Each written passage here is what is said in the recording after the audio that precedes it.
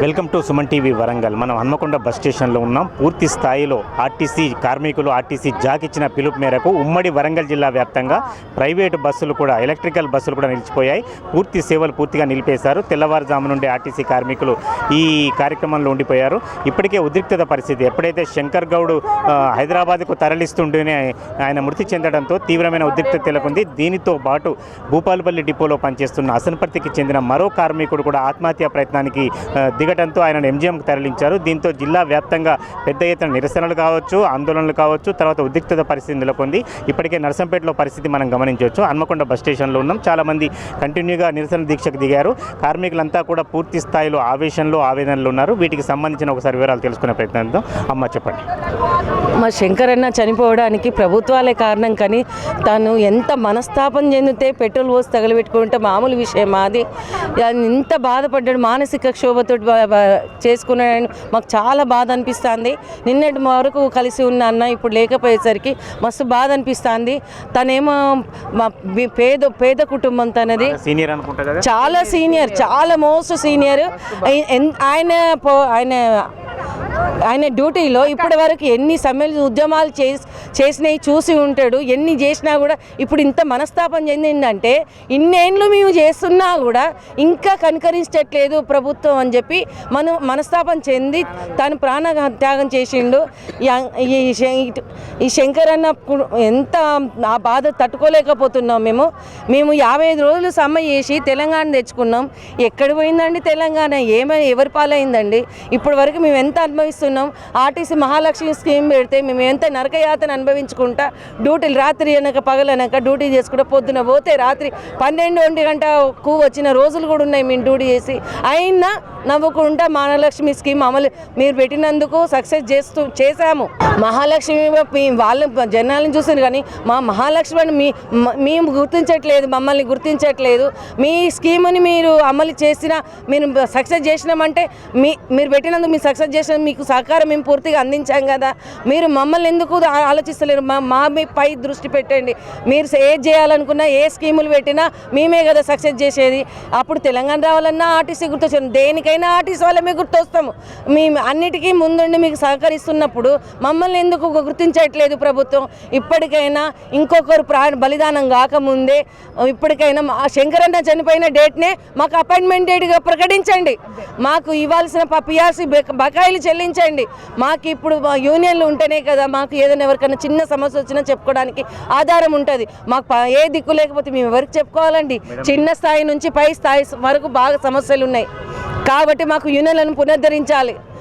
మా యూనియన్ల పునరుద్ధరణతో పాటు ఇంకా కార్పొరేషన్లో విలీనం ఒక ప్రధానమైన కోరికలు మాత్రమే అయ్యాయి. అవన్నీ ఆర్థిక పరమైన అంశాలు కాబట్టి అని సీఎం గారు చెప్పారు, మంత్రులు కూడా చెప్పారు. దీంతో ఎవరు కూడా సాటిస్ఫై పరిస్థితి లేదా?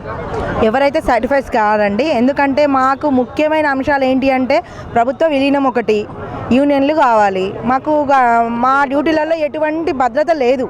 భద్రత లేని జాబ్ ఏంటిదంటే అది ఒక ఆర్టీసీ మాత్రమే. ఎందుకంటే మేము ప్రయాణిస్తున్న ప్రయాణంలో ఎన్నో ఆటుపోట్లు వస్తున్నాయి. ఇవన్నిటిని తట్టుకుంటూ కూడా మేము ముందుకెళ్తున్నాం. కానీ అన్ని సంస్థలు గుర్తొస్తున్నాయి కానీ ఒక ఆర్టీసీ సంస్థ అనేది ఏ గవర్నమెంట్కు కూడా కనబడట్లేదు.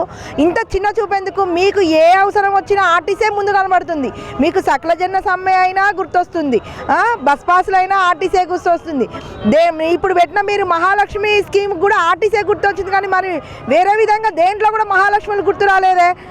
అటువంటి మహాలక్ష్ములను కూడా మేము రోజు ప్రయాణంలో చక్కగా తీసుకొస్తున్నాం. వాళ్ళు ఎన్ని మాటలు అన్నా, ఎన్ని తీర్లు అన్నా కూడా మేము తీసుకొస్తున్నాం. అటువంటిప్పుడు మేము పెట్టిన ఏంటండి, మేము 32 తీర్చమనట్లేదు, మెయిన్గా 3 కావాలంటున్నాం.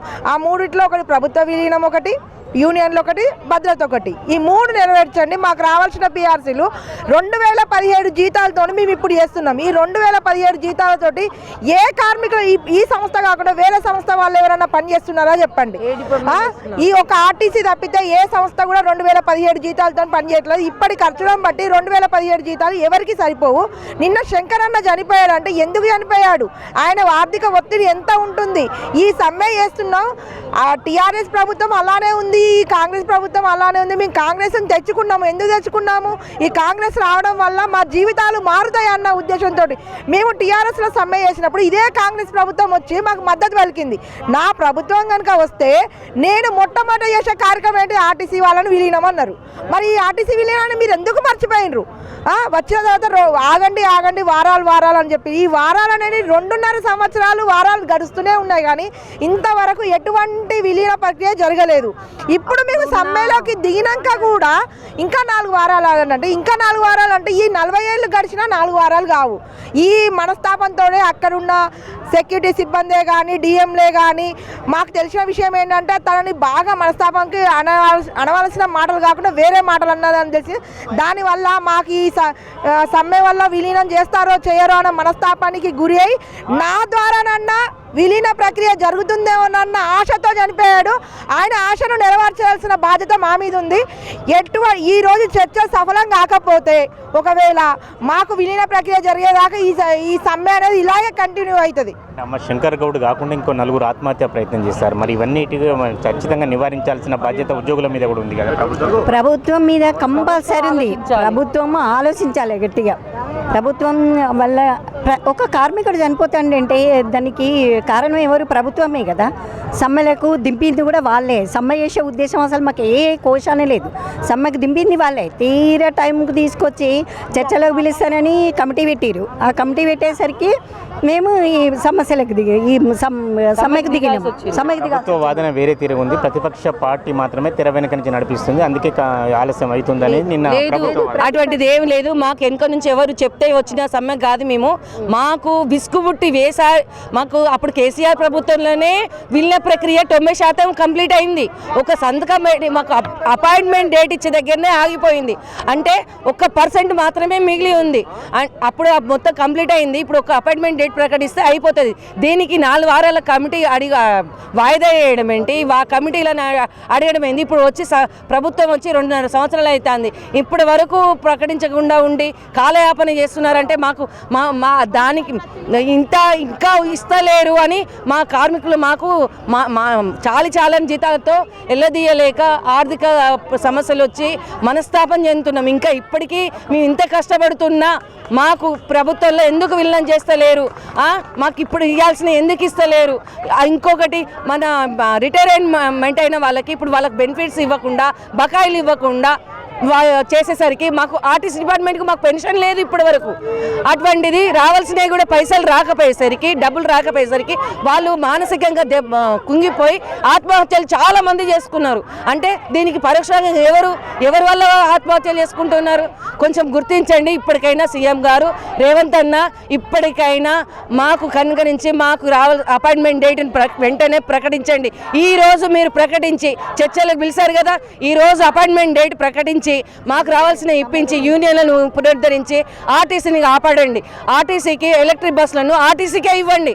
వేరే వాళ్ళకు ప్రైవేట్ వాళ్ళకు దారాదత్తం ఎందుకు చేస్తున్నారు?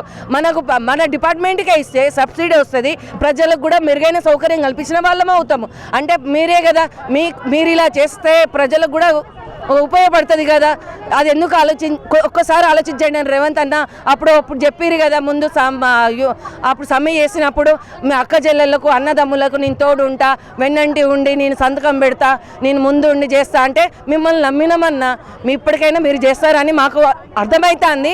మీకు ఎవరో నెగిటివ్ పాయింట్స్ పంపిస్తున్నారని మాకు తెలుస్తుంది. దయచేసి ఇప్పుడన్నా మీరు ఆలోచించండి అన్న. ఇప్పటికి ఎంత మనస్తాపం చెంది ఎందుకు ఆత్మహత్యలు చేసుకుంటున్నారని మీరంతటా మీరే ముందుకొచ్చి మాట్లాడి మీరే సొంతగా ప్రకటిస్తారని ఆశిస్తున్నాం. ఈరోజు సమ్మె చాలా బాధాకరమైనదండి.